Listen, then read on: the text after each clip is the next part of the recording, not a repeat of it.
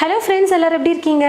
இன்றைக்கி நம்ம வீடியோவில் இட்லி தோசைக்கு நல்லா ஒரு டேஸ்டியான டிஃபன் சாம்பார் தான் செய்ய போகிறோம். ஒரு குக்கர் எடுத்துக்கிட்டு அந்த குக்கரில் தக்காளி சேர்த்துக்க போகிறேன். கொஞ்சம் நல்லா பெருசாக இருக்கிற மாதிரி 5 தக்காளி பழம் எடுத்து கட் பண்ணி எடுத்து வச்சுருக்கேன். அந்த தக்காளியை சேர்த்துக்கிறேன். 2 வெங்காயம் எடுத்து கட் பண்ணி எடுத்து வச்சுருக்கேன். சும்மா ஒன்றும் பாதியமாக கட் பண்ணி எடுத்துக்கோங்க போதும். ஒரு 10லேருந்து 12 பல் பூண்டு இருக்கும், அதையும் சேர்த்துக்கிறேன். 3 பச்சை மிளகாய். துவரம் பருப்பு பார்த்தீங்கன்னா ஒரு கைப்பிடி அளவுக்கு எடுத்து தண்ணி ஊற்றி நல்லா கழுவி எடுத்து வச்சுருக்கேன். கரெக்டாக ஒரு கைப்பிடி அளவுக்கு சேர்த்துக்கோங்க. இந்த துவரம் பருப்பு பார்த்தீங்கன்னா ஆப்ஷனல் தான், நீங்கள் வேணான்னா கூட ஸ்கிப் பண்ணிக்கலாம்.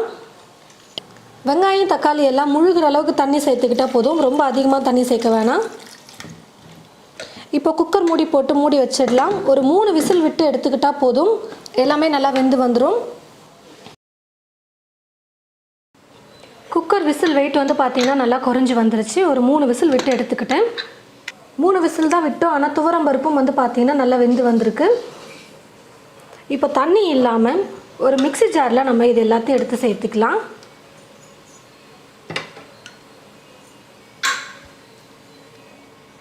பாருங்கள், கொஞ்சம் கூட நான் தக்காளி பருப்பெல்லாம் எதுவுமே இல்லாத மாதிரி வடிகட்டி எடுத்துட்டேன்.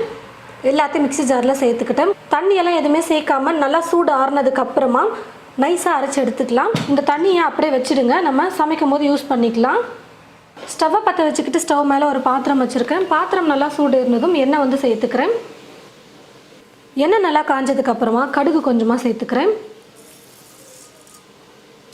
கடுகு நல்லா பொரிய ஆரம்பித்ததுக்கப்புறமா 1/2 ஸ்பூன் சீரகம், ஒரு 10லேருந்து 15 வெந்தயம் சேர்த்துக்கிறேன். குண்டு மிளகாய் 2 சேர்த்துக்கிறேன். மிளகாய் இல்லைனா பரவாயில்ல, நீங்கள் நீட்டு வர மிளகாவை கூட 2ஆக கிள்ளி சேர்த்துக்கோங்க. வெங்காயம் ஆப்ஷனல் தான். ஏற்கனவே நம்ம வெங்காயத்தை வேக வச்சு அரைச்சி வர எடுத்து வச்சுருக்கோம், அதனால் இப்போ சேர்க்கணும்னு இல்லை. கொஞ்சம் சாம்பார் வெங்காயம் சேர்த்துக்கிட்டால் டேஸ்ட் இன்னும் நல்லாயிருக்கும் அப்படின்றதுனால ஒரு 6-7 சின்ன வெங்காயம் எடுத்து கட் பண்ணி எடுத்து வச்சுருக்கேன், அதை சேர்த்துக்கிறேன். கூடவே கொஞ்சம் கருவேப்பிலையும் எடுத்து வச்சுருக்கேன், அதையும் சேர்த்துக்கிறேன்.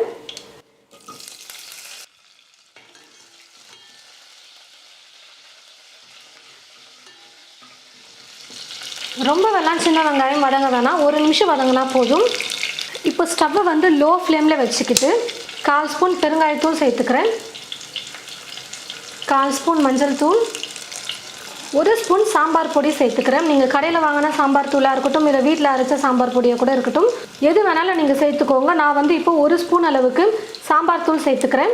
ஏற்கனவே பச்சை மிளகா 3 வேறு சேர்த்துருக்கோம், அதனால் காரத்துக்கு தேவையான அளவுக்கு நீங்கள் சாம்பார் பொடி சேர்த்துக்கோங்க. தேவையான அளவுக்கு உப்பும் சேர்த்துக்கிறேன். லைட்டாக எல்லாத்தையும் கலந்து கொடுத்துக்கலாம் எண்ணெயிலேயே. மசாலாம் தீயக்கூடாது, அதனால் ஸ்டவ்வை லோ ஃப்ளேமில் வச்சுட்டு சாம்பார் பொடியெல்லாம் சேர்த்துட்டு லைட்டாக கலந்து கொடுத்துட்டு இது கூட நம்ம அரைச்சி வச்சுருக்கிற இந்த விழுதை சேர்த்துக்கலாம்.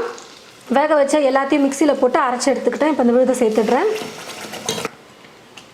இந்த வேக வச்ச தண்ணி இருக்குது பார்த்தீங்களா, அதையும் இப்போ இது கூட சேர்த்துக்கிறேன். சாம்பார் உங்களுக்கு இப்போ எந்த அளவுக்கு தண்ணியாக வேணுமோ அதுக்கேற்றது போல் தண்ணி சேர்த்துக்கோங்க. சுடு தண்ணி சேர்த்திங்கன்னா இன்னும் சீக்கிரமாக குக் ஆகிடும். இல்லை நார்மல் தண்ணியே நீங்கள் சேர்த்தாலும் ஓகே. இன்னும் நல்லா கொதிக்கணும், வேறு டைம் கொஞ்சம் அதிகமாகும், அதனால் நான் கொஞ்சம் தண்ணியாகவே வச்சுக்கிறேன். கொதிக்க கொஞ்சம் லைட்டாக கெட்டியாக வரும். அது மட்டும் இல்லாமல் இட்லி தோசைக்கு தானே நம்ம பண்ணுறோம் இப்போ இந்த டிஃபன் சாம்பார், அதனால் ரொம்ப கெட்டியாக இருக்கணும்னு அவசியம் இல்லை. நல்லா தண்ணியாக இருந்தாலே இட்லிக்கெல்லாம் தொட்டு சாப்பிட்றதுக்கு சூப்பராக இருக்கும். தீ ஃபுல்லாக வச்சுட்டு ஒரு 5 நிமிஷத்துக்கு நம்ம குக் பண்ணிக்கலாம். 5 நிமிஷம் நல்லா குக் ஆனதுக்கு அப்புறமா ஸ்டவ்வை மீடியம் ஃப்ளேமில் வச்சுட்டு ஒரு 10 நிமிஷத்துக்கு குக் பண்ணிக்கலாம். குறைஞ்சது ஒரு 10லேருந்து 15 நிமிஷத்துக்கு நல்லா குக் ஆகணும், நல்லா கொதிச்சு வரணும், அப்போ தான் சாம்பார் நல்லாயிருக்கும் சாப்பிட்றதுக்கு. பாருங்கள் ஃப்ரெண்ட்ஸ், நல்லா ஒரு 10-15 நிமிஷத்துக்கு நான் நல்லா கொதிக்க வச்சு எடுத்துக்கிட்டேன்.